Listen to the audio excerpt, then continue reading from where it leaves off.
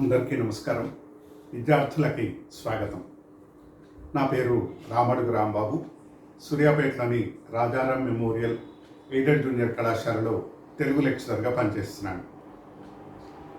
మన రాష్ట్ర వ్యాప్తంగా, దేశవ్యాప్తంగా కాకుండా ప్రపంచవ్యాప్తంగా కూడా ఇవాళ చాలా విపత్కరమైనటువంటి పరిస్థితుల్ని మనం ఎదుర్కొంటున్నాం అన్న విషయం మీ అందరికీ తెలిసిందే. ఇటువంటి స్థితిలో విద్యారంగం కూడా అనేక ఇబ్బందులను ఎదుర్కొంటోంది. ఇటువంటి ఇబ్బందులు ఉన్నప్పటికీ కూడా మన విద్యార్థులకి మంచి జరగాలి అనేటటువంటి ఉద్దేశంతో రాష్ట్ర ప్రభుత్వం, మన ఇంటర్మీడియట్ విద్యాశాఖ ఆన్లైన్లో విద్యార్థులకు తరగతులు బోధించి వారికి విద్యా సంవత్సరం నష్టం జరగకుండా ఉండేందుకు ప్రయత్నాలు ప్రారంభించింది. పాఠాలు ప్రారంభమయ్యాయి కూడా. అందులో భాగంగానే ఇంటర్మీడియట్ ద్వితీయ సంవత్సరం విద్యార్థులకు తెలుగు పాఠ్యగ్రంథంలోని మన గద్య భాగంలోని 3వ పాఠం అయినటువంటి సినారే కవిత్వం మానవతావాదం అనేటటువంటి పాఠాన్ని ఇవాళ మీకు చెప్పడానికి ప్రయత్నం చేస్తాను. సినారే కవిత్వం మానవతావాదం అనేటటువంటి ఈ పాఠం రాసినటువంటి రచయిత్రి డాక్టర్ రావి భారతి గారు. ఆమె రాసినటువంటి వ్యాస భారతి అనేటటువంటి పుస్తకంలో నుంచి ఈ పాఠం గ్రహించబడింది. మామూలుగా ఏ పాఠమైనా సరే చదువుకునే ముందు మనం ఏం చేస్తాం, ఆ పాఠం రాసినటువంటి కవి గురించి, రచయిత్రి గురించి ముందుగా పరిచయం తెలుసుకుంటాం కదా. అందులో భాగంగానే ఇవాళ మనం ఈ పాఠాన్ని రాసినటువంటి డాక్టర్ రావి భారతి గారి గురించి కొన్ని విషయాలు తెలుసుకుందాం. ఎందుకంటే అది వ్యాసం కావచ్చు, పాఠం కావచ్చు, ఏదైనా సరే, గద్య భాగమైన పద్య భాగమైన పాఠం రాసినటువంటి కవుల గురించి తెలుసుకోవడం ముఖ్యమైనటువంటి విషయం అనుకోండి. ఇక్కడ డాక్టర్ రావి భారతి, ఈ పేరు వినగానే మనకు ఒక విప్లవ నాయకుడి పేరు జ్ఞాపకం వచ్చేస్తుంది. ఒక తెలంగాణ సాయుధ పోరాట యోధుడి పేరు జ్ఞాపకం వస్తుంది. ఆయనే రావి నారాయణ రెడ్డి గారు. నల్లగొండ జిల్లా భువనగిరి దగ్గర ఉండేటటువంటి బొల్లేపల్లి అనేటటువంటి గ్రామానికి చెందినటువంటి రావి నారాయణ రెడ్డి, ఆయన భార్య సీతాదేవి, వాళ్ళ కూతురే డాక్టర్ రావి భారతి. తెలంగాణ సాయుధ పోరాట సమయంలో ఎన్నో పోరాటాలు చేసి, ఎన్నో ఒడిదొడుకుల్ని ఎదుర్కొని పోరాటంలో నిలబడి ముందుకు నడిచినటువంటి గొప్ప సాయుధ పోరాట వీరుడు, తెలంగాణ పోరాట యోధుడు రావి నారాయణ రెడ్డి గారు. అలాంటి మహానుభావుడి కడుపున ఒక గొప్ప రచయిత్రి జన్మించడం నిజంగా మన తెలంగాణ ప్రాంతం చేసుకున్నటువంటి అదృష్టం అని చెప్పాలి. కాకపోతే చిన్నతనంలో ఈవిడ తల్లిదండ్రులు అజ్ఞాతంలో ఎక్కువ సమయం గడపాల్సినటువంటి పరిస్థితులు ఉండడం వల్ల ఈవిడ రాజబహదూర్ పింగళి వెంకట్రామారెడ్డి గారి సంరక్షణలో పెరిగింది. అంతేకాకుండా తల్లిదండ్రులు అజ్ఞాతవాసంలో ఉండడం, అంటే అప్పుడంతా సాయుధ పోరాటాలు నడుస్తున్నాయి. తెలంగాణ ప్రాంతం అంతా కూడా గొప్ప గొప్ప వీరులు ఎంతోమంది తమ ప్రాణాలని పణంగా పెట్టి పోరాటాలు చేసినటువంటి వాళ్ళు ఉన్నారు. అలాంటి సమయంలో ఈవిడ అక్కడ ఉండలేక బాలికల వసతి గృహంలో ఉండడం, పెద్దలైనటువంటి రాజబహదూర్ వెంకటరామారెడ్డి గారి సంరక్షణలో పెరగడం జరిగింది. తర్వాత ఈవిడ రాజబహదూర్ వెంకటరామారెడ్డి గారి కళాశాలలో తెలుగు ఉపన్యాసకురాలుగా కూడా పనిచేసింది. ఉస్మానియా విశ్వవిద్యాలయం నుంచి తెలుగు ఎంఏ చేసింది. తర్వాత ప్రబంధాలలోని పదప్రయోగ పద్ధతి అనేటటువంటి అంశం మీద పరిశోధన చేసి డాక్టరేట్ పట్టా కూడా పొందింది. అంటే ఇక్కడ మనం దీని గురించి ఒక మాట చెప్పుకుందాం. ఇంటర్మీడియట్ స్థాయి విద్యార్థులం అక్కడ ఉన్నాం మనం, కాబట్టి ఇక్కడ పరిశోధన చేయడం, దానికి డాక్టరేట్ పట్టా రావడం. మామూలుగా ఎంఏ అయిపోయిన తర్వాత ఒక అంశాన్ని ఎంచుకొని దాని మీద పరిశోధన చేసి ఒక పుస్తకం రాస్తే దాన్ని ఆ విశ్వవిద్యాలయం వాళ్ళు ఆ పుస్తకాన్ని పరిశీలించి ఆ పుస్తకానికి డాక్టరేట్ పట్టా అని ఇస్తారు. దాన్ని పిహెచ్డి అని అంటాం, డాక్టర్ ఆఫ్ ఫిలాసఫర్ అంటారు అన్నమాట. ఎంఏ కావచ్చు, ఎంఎస్సి కావచ్చు, ఎంకామ్ కావచ్చు. పోస్ట్ గ్రాడ్యుయేషన్ పూర్తి చేసిన తర్వాత పిహెచ్డి చేస్తారు. మామూలుగా ఎంఫిల్ పిహెచ్డి అని చేస్తారనమాట. పిహెచ్డి పూర్తి చేసినటువంటి వాళ్ళకి డాక్టరేట్ పట్టా ఇస్తారు. వాళ్ళు చేయాల్సిన పని ఏమిటి? ఏదైనా ఒక అంశాన్ని తీసుకొని దాని మీద పరిశోధన చేసి ఒక సిద్ధాంత గ్రంథాన్ని రాశారు. ఇక్కడ రావి భారతి గారు తీసుకున్న అంశం, రాసిన పుస్తకం ఏంటి అంటే ప్రబంధాలలోని పదప్రయోగ పద్ధతి అనేటటువంటి అంశం మీద ఆవిడ పరిశోధన చేసి సిద్ధాంత గ్రంథం రాశారన్నమాట. ఆవిడకి డాక్టరేట్ పట్టా వచ్చేసింది. అందుకని మనం ఏమనుకుంటున్నాం, డాక్టర్ రావి భారతి అని మనం పేరు పెట్టుకున్నాం. అక్కడ ఆవిడ గారి పేరు ముందు ఆ డాక్టరేట్ పట్టాన్ని మనం ముందు ఉంచుకోవడం జరుగుతుంది అన్నమాట. ఇక ఈవిడ తెలుగు విశ్వవిద్యాలయం నుంచి సాహిత్య పురస్కారాన్ని, ఉత్తమ అధ్యాపకురాలిగా పురస్కారాన్ని కూడా ఈవిడ అందుకున్నారు. ఈవిడ రచనలు, వ్యాసాలు, సాహిత్య వ్యాసాలు రాశారు. తర్వాత వ్యాస భారతి అనేటటువంటి పుస్తకంలో వ్యాసాలు రాశారు. వ్యాస తరంగాలు అనేటటువంటి ఒక పుస్తకం కూడా రావి భారతి గారు రాసినటువంటిది ఉంది. ఇక మనకున్నటువంటి పాఠం వ్యాస భారతి నుంచి గ్రహించబడింది. గొప్ప రచయిత్రిగా పేరు తెచ్చుకుంది, గొప్ప ఉపన్యాసకురాలుగా కూడా పేరు తెచ్చుకున్నారు ఈవిడ. 2000 సంవత్సరం ఫిబ్రవరి 29వ తేదీన ఈవిడ అంతిమ శ్వాస విడిచారు. ఆ మహాతల్లిని ఒకసారి మనం జ్ఞాపకం చేసుకుంటూ ఆ గొప్ప రచయిత్రికి ఒకసారి నమస్కరించుకుందాం మనస్సులోని. ఇక మనకున్నటువంటి పాఠ్యభాగం సినారే కవిత్వం, మానవతావాదం. ఈ పాఠంలో 3 అంశాలు కనపడుతున్నాయి మీకు, అంతే కదా? సినారే, కవిత్వం, మానవతావాదం అనేటటువంటి 3 అంశాలు కనపడుతున్నాయి కదా. ఈ 3 అంశాలని విడివిడిగా ఒకసారి అలా చూద్దాం. సినారే అంటే డాక్టర్ సి నారాయణ రెడ్డి గారు. ఆయన పేరు మామూలుగా అందరు ఎలా పిలిచేవాళ్ళు అని అంటే సినారే సినారే అని పిలిచేవారు. సినారే అంటే సి నారాయణ రెడ్డి అని అర్థం అన్నమాట. ఈయన కూడా డాక్టరేట్ పట్టా పొందినటువంటి వాడు. ఈయన ఆధునికాంధ్ర కవిత్వము, సిద్ధాంతము, ప్రయోగములు అనేటటువంటి ఒక అంశాన్ని తీసుకొని ఆయన పరిశోధన చేసి డాక్టరేట్ పట్టా పొందారు. దీనికంటే ముందు ఆయన గొప్ప కవి, రచయిత. నారాయణ రెడ్డి గారు అనగానే తెలియనటువంటి తెలంగాణ ప్రాంతానికి సంబంధించినటువంటి వరకు కూడా నారాయణ రెడ్డి గారు అనంటే తెలియని వాళ్ళు ఉంటారు. తెలంగాణ ప్రాంతమే కాదు, తెలుగు వాళ్ళందరికీ కూడా చిరపరిచితమైనటువంటి వ్యక్తి సి నారాయణ రెడ్డి గారు అన్నమాట. అందరికీ తెలిసినటువంటి వాడిన గొప్ప రచయితగా వచన కవితలు, గేయ కవితలు, సినిమా పాటలు, సినీ గీతాలు, కొన్ని వందల సినిమా పాటలు రాశాడు నారాయణ రెడ్డి గారు.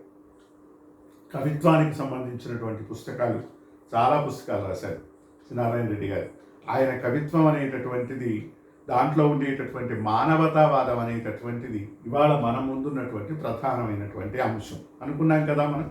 ఇక్కడ ఆయన రాసినటువంటి కవిత్వంలో చాలా రకాలైనటువంటి ప్రక్రియలలో రాశాడు. ఆయన గేయ కవిత్వం అని, వచన కవిత్వం అని, పద్యాలు కూడా రాశాడు. అద్భుతమైనటువంటి కవిత్వం రాసినటువంటి మహానుభావుడు ఆయన. ఎందుకంటే మాలాంటి ఎంతోమంది విద్యార్థులకి ఆయన చిరస్మరణీయుడు, ఎప్పుడూ జ్ఞాపకం ఉంచుకోవలసినటువంటి వ్యక్తి అని అర్థం అన్నమాట. ఉస్మానియా విశ్వవిద్యాలయంలో తెలుగు శాఖలో ఆచార్యుడిగా పనిచేశాడు. తెలుగు విశ్వవిద్యాలయంలో ఉపకులపతిగా అంటే వైస్ ఛాన్సలర్ అంటాం మనం, వైస్ ఛాన్సలర్గా కూడా పనిచేశాడు. మాలాంటి ఎంతోమంది విద్యార్థులకి గురువుగా ఉన్నాడు. అట్లా ఆయా మహానుభావుడుగా పేరు ప్రఖ్యాతులు పొందినటువంటి వాడు డాక్టర్ సి నారాయణ రెడ్డి గారు.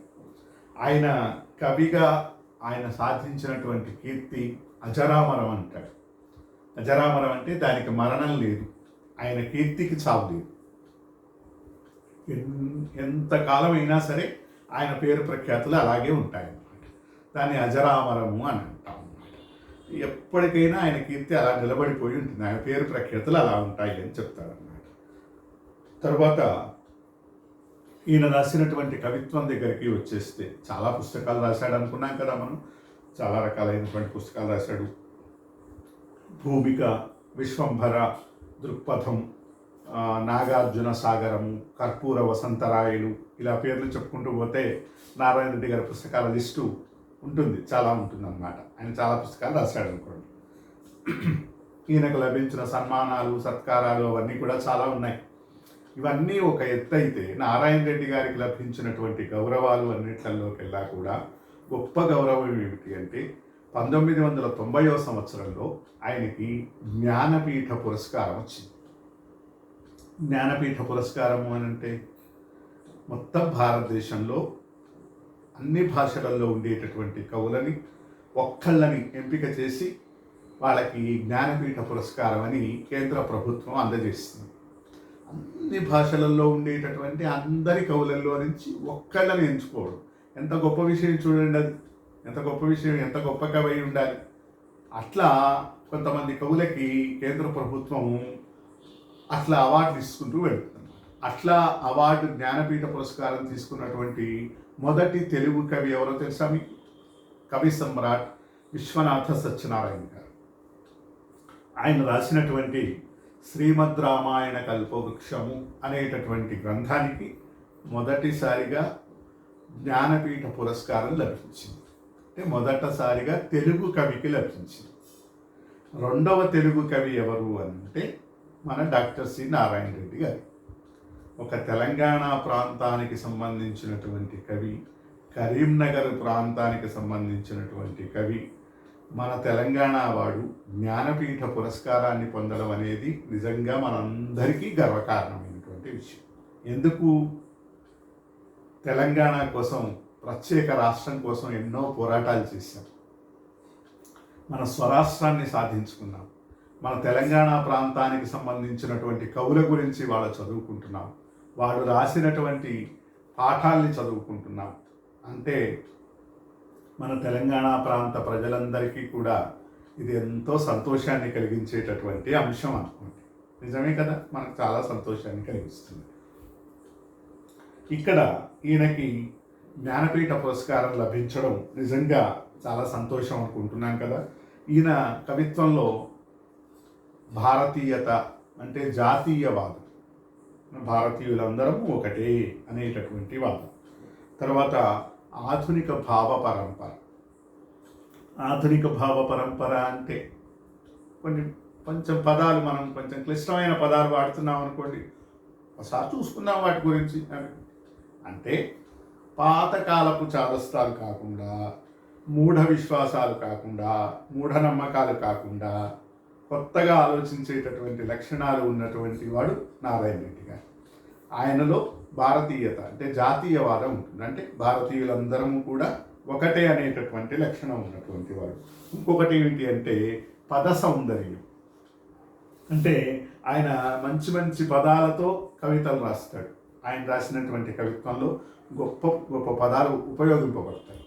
మళ్ళీ మామూలు అర్థమయ్యేటటువంటి పదాలు, దానికి పెద్దగా మనం ఏదో డిక్షనరీలు తీసి చూడాల్సినటువంటి అవసరం ఏమీ అనిపించదు. అందరికీ తెలిసినటువంటి పదాలలోనే రాస్తాడు ఆయన. అది పద సౌందర్యము అంటాం దాన్ని. ఎందుకు అనంటే చాలా అలతి పదాలతో, అంటే చిన్న చిన్న పదాలతో మనకు తెలిసినటువంటి పదాలలోనే గొప్ప కవిత్వాన్ని రాసేటటువంటి వ్యక్తి నారాయణ రెడ్డి గారు. అద్భుతమైనటువంటి కవిత్వం రాస్తాను ఆయన. ఆయన ఒక చోట అంటాడు, మీకు చిన్న ఉదాహరణలాగా చెప్తాను నారాయణ రెడ్డి గారి కవిత్వం అంటే.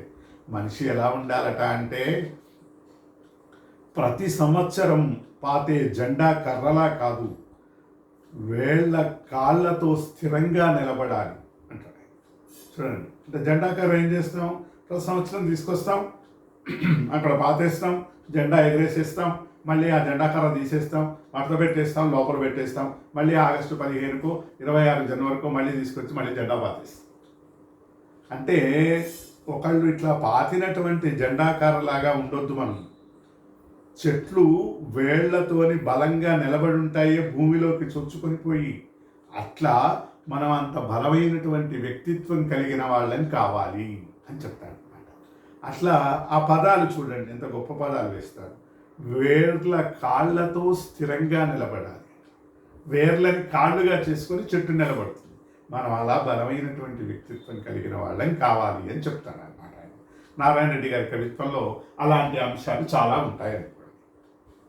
ఇక మనం ఇంకొక మాట ఏమిటి? కవిత్వం. సినారే అంటే నారాయణ రెడ్డి గారి గురించి తెలుసుకున్నాం కదా. రెండవ మాట కవిత్వం. కవిత్వము అంటే కవిత్వం కవిత్వం అని అందరూ అంటూనే ఉంటారు కదా. కవిత్వం అనేటటువంటి మాటకి అందరూ చెప్తారు, ఆ మాట అందరూ వాడతారు. మామూలుగా ఆయన కవిత్వం రాస్తాడండి, ఆయన అద్భుతమైన కవి అండి, నేను కవిత్వం రాస్తానండి, ఇట్లా చెప్పుకుంటూ వెళ్తారు. మా ఫ్రెండ్ ఒకడు ఉన్నాడండి, వాడు కూడా కవిత్వం రాస్తాడు, ఇట్లా అందరూ చెప్పుకుంటూ ఉంటారు మామూలుగా. అంటే ఏంటి కవిత్వం?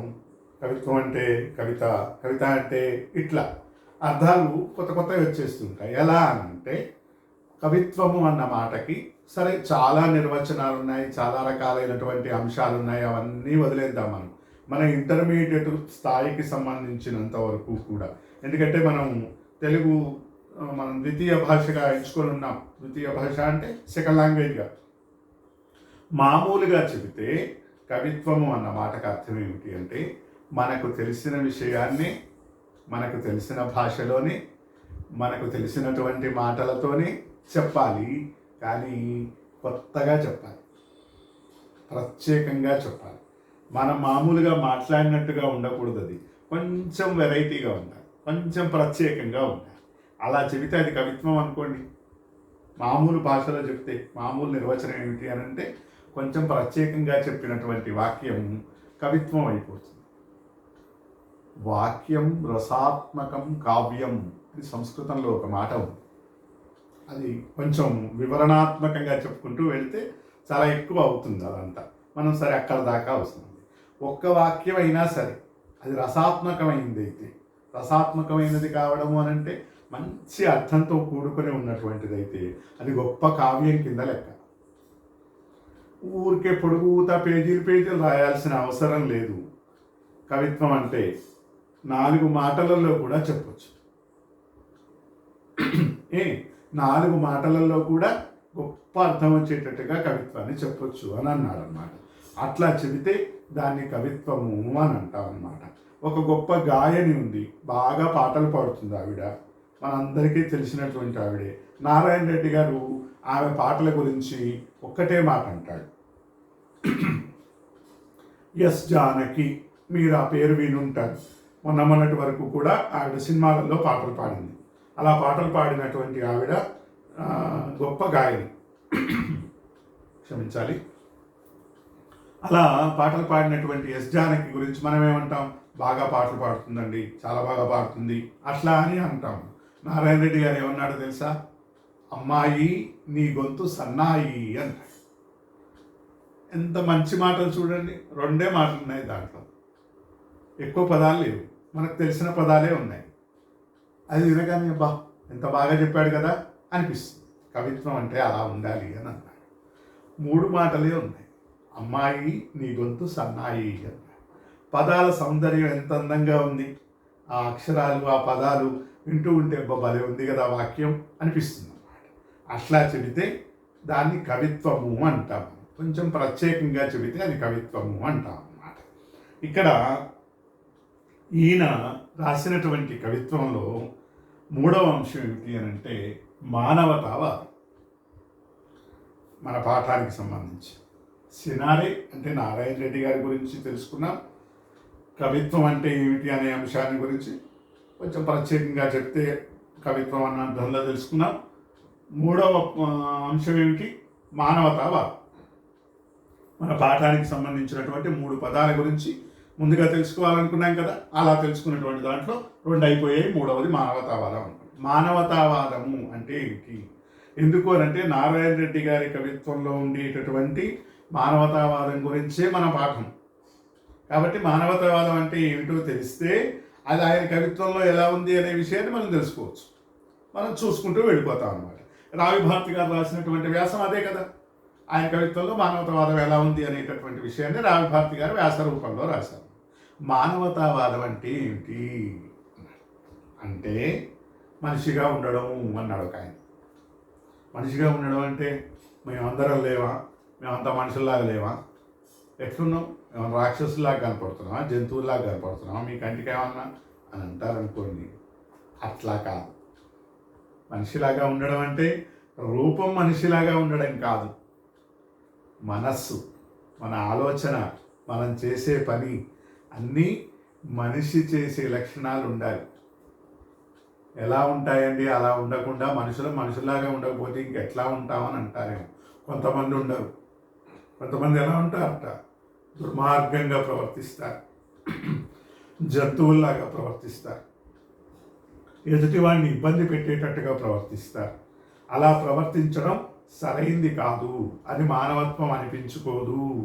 మానవత్వము అంటే మనుషుల్లాగా ప్రవర్తిస్తేనే అది మానవత్వము అని చెప్తాడనమాట. ఎలా అట? దానికి సంబంధించినంత వరకు ఒక చిన్న నిర్వచనం చెప్పారు మన వ్యాసంలో, మన పాఠంలో.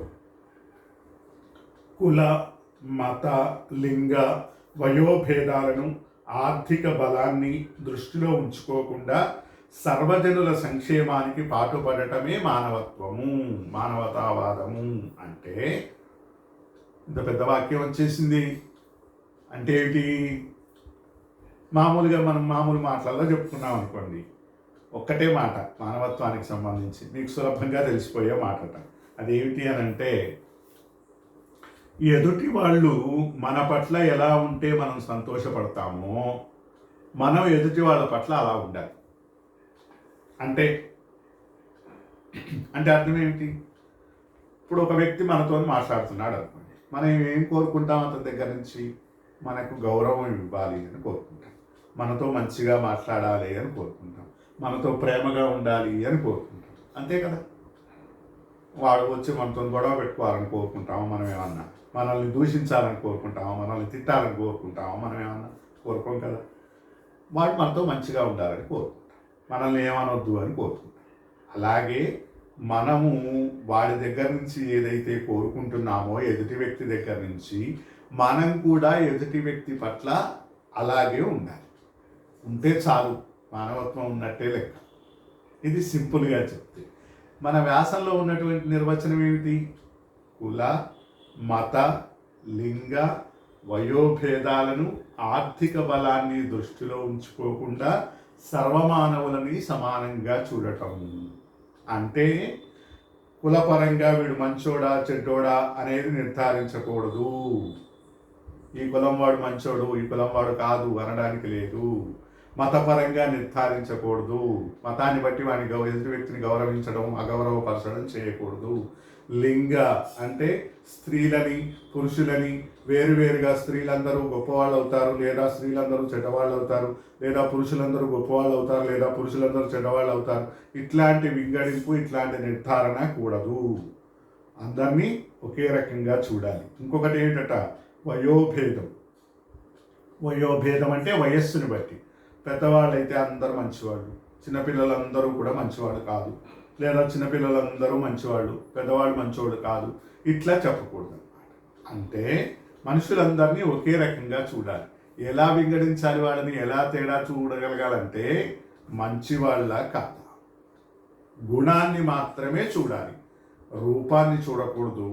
కులాన్ని, మతాన్ని, వీటి ఆధారంగా మనం ఎదుటి వాళ్ళ గురించి మనం మాట్లాడకూడదు. ఇంకొక ముఖ్యమైన అంశం ఏం చెప్పాడో తెలుసా? ఆర్థిక బలాన్ని దృష్టిలో ఉంచుకుని చాలామంది ఏం చేస్తారు? డబ్బున్న వాడిని గౌరవిస్తారు. ఆయన కింద పుష్కలంగా డబ్బులు ఉన్నాయి, మహానుభావుడు, వాడు పిల్లికి పిలిచబెట్టాడు, పేరుకు డబ్బులు ఉంటాయి వాడి దగ్గర, కానీ వాడు ఎవరికి ₹1 సహాయం ఇచ్చాడు. అలాంటి వాడిని గౌరవించాల్సిన అవసరం లేదు. అంటే డబ్బుల యొక్క బలాన్ని బట్టి బాగా డబ్బున్నవాడని, డబ్బు లేనివాడని, అంటే పేదవాడని, ధనికుడని తేడాలు కూడా చూపించకూడదు అన్నమాట. ఇలా చూపించకుండా అందరినీ ఒకే రకంగా చూస్తే అది మానవతావాదము అనుకోండి. మనుషులందరినీ ఒకే రకంగా మనం చూడగలగాలి, అందరి పట్ల ఒకే రకమైనటువంటి భావనని చూపించగలగాలి. చూపిస్తే అది మానవత్వం కింద లెక్క అని అన్నారు. అందరినీ సమానంగా చూడటమే మానవత్వం. ఇటువంటి మానవత్వాన్ని, ఈ మానవతావాదాన్ని నారాయణ రెడ్డి గారు తన కవిత్వంలో ఎలా చూపించాడు? ఆయన కవిత్వంలోని ప్రతి అంశంలో కూడా మానవతావాదం మనకు కనపడుతుంది. రావి భారతి గారు తన వ్యాసంలో ఆ విషయాన్ని మనకి స్పష్టంగా తెలియజేస్తారు. ఎందుకంటే సినారే తన కళాన్ని ఉలిగా మార్చి విశ్వ మానవతా మందిరానికి నగిషీలు చెక్కాడు అని చెప్పిందట. ఈ మాట చూడండి, ఎంత గొప్ప పదం, వాక్యం రాసిందో ఆవిడ. నారాయణ రెడ్డి గారట తన కళాన్ని ఉలిగా చేసి, ఉలి అంటే శిల్పం చెక్కడానికి వాడతారే ఉలి, ఆ ఉలిగా చేసేసి విశ్వమానవతా మందిరానికి, ఈ మొత్తం ఈ లోకంలో ఉండేటటువంటి మానవత్వం అంతా కలిపేసి ఒక పెద్ద భవనం అనుకోండి. ఆ భవనానికి తన కలవనేటటువంటి ఉలి చేత ఆయన అందమైనటువంటి బొమ్మలు చెక్కాడు. దాన్ని విశ్వమానవతా మందిరానికి నగిషీలు చెక్కాడు అని చెప్తున్నారు.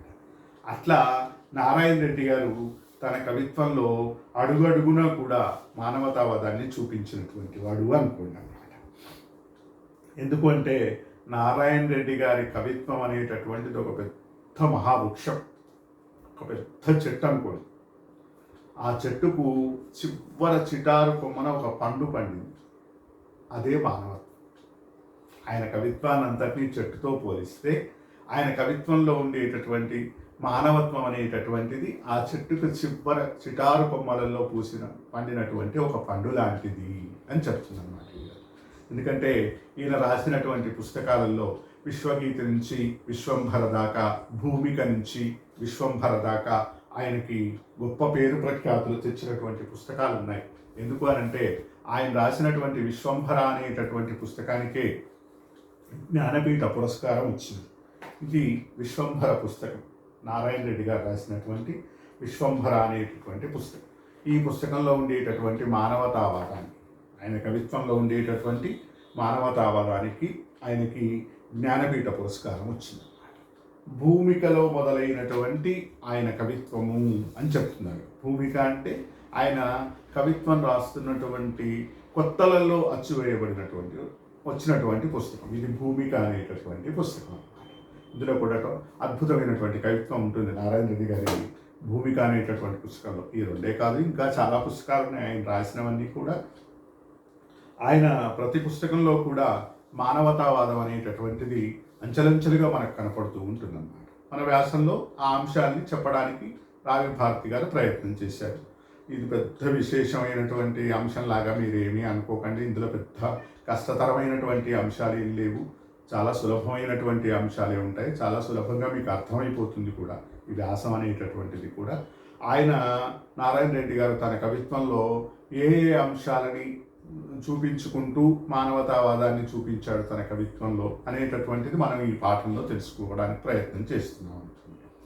అయితే ఈ పాఠం ఒకటే క్లాస్లో పూర్తి చేయడం అనేటటువంటిది కొంచెం కష్టమైనటువంటి విషయం.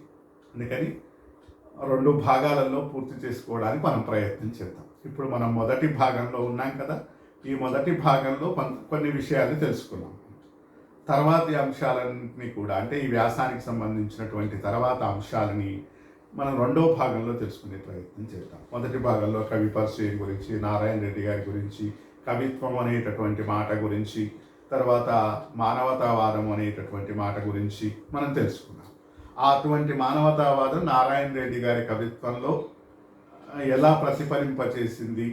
ప్రతిఫలింపచేశాడు నారాయణ రెడ్డి గారు అనే విషయాన్ని రావి భారతి గారు తన వ్యాసంలో రాసింది అనుకున్నాం కదా. ఆ అంశాలని ఎలా ఉన్నాయి అనేటటువంటి దాంట్లోకి వెళ్లే ముందు మనం ఎక్కువ అంశాలు దీనికి సంబంధించి 2వ భాగంలో చెప్పుకుందాం. అయితే ఈ భాగం ముగించే ముందు దీంట్లో ఒక 2 అంశాలను తెలుపుకొని ఈ భాగాన్ని ముగించే ప్రయత్నం చేద్దాం. ఈయన కవిత్వంలో చాలా వరకు కూడా ఆయన ఏమంటాడంటే, ఒక 3 అంశాలని ప్రతి మనిషి గుర్తుపెట్టుకోవాలంటాడు నారాయణ రెడ్డి గారు. ఆ 3 అంశాలు ఏమిటి అని అంటే, ఒకటి సహనం, 2వది త్యాగం, 3వది అహింస. సహనము అంటే ఓపిక ఉండాలి. త్యాగం అంటే ఇతరులకు ఇచ్చే గుణం ఉండాలి. అహింస అంటే ఎవరిని కష్టపెట్టకూడదు, బాధ పెట్టకూడదు, హింసించకూడదు. ఈ 3 అంశాలు ప్రతి మనిషిలో ఉంటే మానవత్వం అనేటటువంటిది దానంతటదే పరిఢవిల్లుతుంది. దానికి సంబంధించి ఆయన ఎలా చెప్తాడో చూడండి. సహనము అనేటటువంటి మాట, ఎట్టివానికి వాని సహనము బట్టి విలువలు రెమ్మవేయును, సహనమే సంస్కృతి అటన్నా వచస్సు అక్షర లక్ష్యసేయు. ప్రతివాడికి కూడా విలువ ఎలా పెరుగుతుందట? వాడి సహనమే వాడి విలువను పెంచుతుంది. వాడు ఓపికగా ఉన్నాడు అనుకోండి, వాడికి విలువ పెరుగుతుంది. అంతే కదా. ఎప్పుడు చిరుగురులాడుకుంటూ, ఎప్పుడు కోపంగా ఉండి, ఎవరితో సరిగ్గా మాట్లాడకుండా ఉన్నాడు అనుకోండి, వాడిని ఎవ్వరు పట్టించుకోరు. ఏమంటారే, ఆయనతో ఎవరు మాట్లాడుతున్నారు, ఆయన పెద్ద తలకాయ ఆయనతో. అంటే కాస్త ఓపికస్తుడు, ఎవడన్నా చెప్పింది వినేవాడు ఉన్నాడు అనుకోండి, వాడు బుద్ధిమంతుడే కాదు. అది మన మాట చెప్తే వింటాడు అన్నట్టుగా ఉంటుంది అన్నమాట. అట్లా దాన్ని సహనం. సహనాన్ని బట్టి మనుషుల యొక్క విలువలు తెలుస్తాయి. సహనమే సంస్కృతి అటన్న వచస్సు అక్షర లక్ష్యసేయు. సహనమే మన సంస్కృతి, భారతీయ సంస్కృతే సహనం. ఈ మాట అక్షర లక్ష్య చేస్తుందన్నాడు ఆయన. ఈ మాటలో ఉండే ప్రతి అక్షరము, ఒక్కొక్క అక్షరము ఒక లక్ష విలువ చేస్తుంది. అంత గొప్ప మాట అని చెప్తాడు అన్నమాట. దానికి సహనం అనేటటువంటిది చాలా ప్రధానమైనటువంటి అంశం. ప్రతి మనిషిలో కూడా ఉండాల్సి, అంటే ఓపిక ఉండాలి అని చెప్పాడు. రెండవ అంశం ఏమిటి? త్యాగం. త్యాగం అంటే ఇతరులకు ఇవ్వడం. స్వార్థం అంటే తీసుకోవడం. అన్నీ నాకే కావాలి, లోకంలో ఉన్నాయన్నీ నావే, ఎన్ని ఇచ్చినా సరిపోవండి. వాడు స్వార్థం. స్వార్థానికి వ్యతిరేకమైనది త్యాగం, త్యాగానికి వ్యతిరేకమైనది స్వార్థం. అంతే కదా. ఇక్కడ త్యాగం ఉండాలన్నమాట. త్యాగం అంటే ఇతరులకు ఇచ్చేటటువంటి దాంట్లో తృప్తి పొందాలి. ఎవడైతే ఇతరులకు ఇవ్వడంలో తృప్తిని పొందుతాడో వాడు త్యాగి. దాని గురించి చెబుతాడు. త్యాగులకు సంతృప్తి లోకహితమ్ముకై బలియగుటలోని కప్పురమునకు దైవ సన్నిధి కరిగిపోవుటలోనే ధన్యత. త్యాగి అనేటటువంటి వాడు ఎప్పుడు సంతోషపడతాడట? ఇతరుల కోసం తన జీవితాన్ని బలి చేసినప్పుడు సంతోషపడతాడట. బలి చేసేవాళ్ళు ఉంటారన్నాడు. దధీచి అనేటటువంటి మహర్షి రాక్షస సంహారం కోసం ఒక ఆయుధం కావలసి వస్తే తన శరీరంలో ఉండేటటువంటి ఎముకలని ఇంద్రుడికి ఇచ్చేస్తాడు. దానితో ఇంద్రుడు వజ్రాయుధాన్ని తయారు చేస్తాడు. ఎవరిస్తారు చెప్పండి? శరీరాన్ని త్యాగం చేసేసి తన ఎముకలు ఇచ్చేస్తాడు. ఎంత గొప్ప త్యాగం అని. అలాగే శిబి చక్రవర్తి అనేటటువంటి రాజు ఒక పావురం ప్రాణాలని కాపాడటం కోసం తన శరీరంలో ఉండేటటువంటి మాంసాన్ని కోసి ఇచ్చేస్తాడు. వాళ్ళు త్యాగధనులు అని అన్నాడు. అలా త్యాగం చేసేటటువంటి వాళ్ళు ఎప్పుడు సంతోషపడతారట? ఇతరుల కోసం తాము బలి అవ్వడంలోనే సంతోషపడతారు. కర్పూరం ఉంటుందే, హారతి ఇస్తాం కదా భగవంతుడి దగ్గర. అలా హారతి ఇచ్చినప్పుడే కర్పూరం యొక్క జీవితం సార్థకమైనట్టు లెక్క. ఊరికే డబ్బాలో పోసి పెట్టేస్తే కర్పూరంకి విలువ లేదు. ఎప్పుడైతే భగవంతుడి సన్నిధిలో తనకు తాను కరిగిపోతుందో అప్పుడే హారతికి, ఆ కర్పూరానికి సార్థకత, దాని జన్మకు సార్థకత లభిస్తుంది అని చెప్తాను.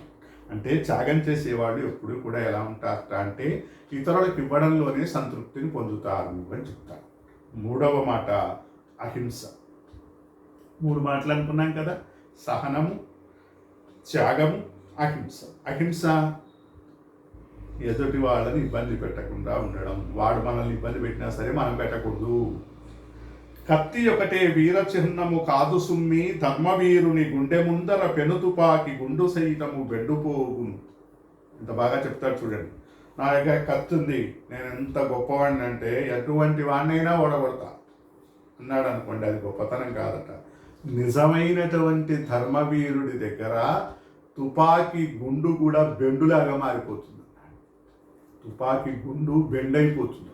బెండ్ అంటే ఎందుకు పనికి రాకుండా ఇట్లా పొడి పొడిగా అయిపోతుంది. అంటే నిజమైనటువంటి వీరత్వం ఎక్కడుంటుంది అని అంటే ధర్మబద్ధతలో ఉంటుంది. నువ్వు ధర్మంగా ఉంటే నిజమైనటువంటి వీరుడు, అహింసతో ఉంటే నిజమైన వీరుడు. హింస చేసి గెలవడం కాదు, అహింసతో గెలవడం గొప్పతనము అని చెప్తారన్నమాట. ఇది ప్రతి మనిషిలో ఈ 3 లక్షణాలు కనుక ఉన్నట్లయితే మానవతా దృక్పథం అనేటటువంటిది చాలా గొప్పగా వెలుగొందుతున్నట్టుగా ఉంటుంది. సహనము, త్యాగము, అహింస అనేటటువంటి 3 లక్షణాలు ఉండాలి. అవి సమాజ హితం కోసం ఉపయోగపడేటటువంటి లక్షణాలు. అవి ఉన్నవాడు ఎప్పుడూ ఒంటరి కాదుట. ఈ 3 లక్షణాలు ఉన్నవాడు, వాడి చుట్టూ జనం ఉండాల్సిన అవసరం లేదు. వాడు ఒంటరి వాడు కాదు, వాడు నిజమైనటువంటి బలవంతుడు అని చెప్తాడు. నీతి కొరకు, నిజం కొరకు నిలిచే వ్యక్తిని కోటి గొంతులెత్తి అభినందిస్తుంది. నీతి కోసం, నిజం కోసం ఎవరైతే పాటుపడతారో అలాంటి వాళ్ళ కోసం సమాజం అనేటటువంటిది కోటి గొంతులెత్తి అభినందిస్తుంది. వాళ్ళని మెచ్చుకుంటుంది, వాళ్ళని కాపాడుకుంటుంది. అంటే నిజం కోసం ఎవడైతే నిలబడతాడో వాళ్ళ జీవితాలు ధన్యమైపోతాయి అని చెప్తాడు. ఈ 3 అంశాలు మానవతావాదానికి పునాదుల్లాగా చెప్తాడు నారాయణ రెడ్డి గారు. ఇక్కడ మనం ఈ మొదటి భాగంలో ఇంతవరకు చెప్పుకుందాం. తర్వాతి అంశాల్ని మనం 2వ భాగంలో మళ్ళీ కొనసాగించుకుందాం. సినారే కవిత్వం, మానవతావాదం అనేటటువంటి దాన్ని రెండవ భాగంలో మిగిలిన అంశాలని చెప్పుకుందాం. సరే.